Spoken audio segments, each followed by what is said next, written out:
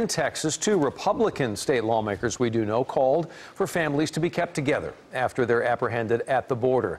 All of this as North Texas leaders are trying to find places here that could help house children if needed. Jack Fink live in downtown Dallas with more on those specific efforts for us tonight. Jack? Well, Doug, the feds say between May 5th and June 9th of this year, more than 2,300 children were separated from their parents or legal guardians after they crossed the border illegally. The Trump administration says this policy is going to continue, so local leaders are trying to find places that this growing number of children can stay. I would expect that we would have a list of spaces within 2 days. Dallas County Judge Clay Jenkins is asking the public to offer places that could host children separated from their parents after they cross the border illegally.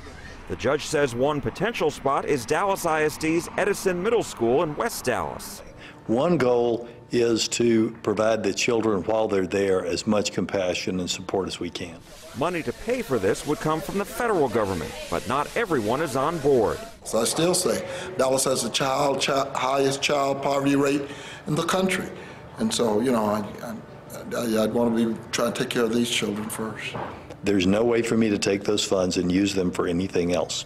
Republican state lawmaker Jason Villalba of Dallas says hearing children at the border crying for their parents overwhelmed him.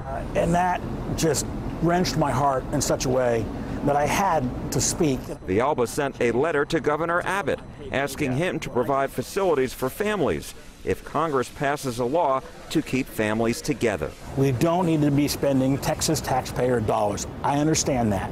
But I know there is enough benevolence in the people of Texas to find those necessary resources to put the funds together to raise the money for these facilities.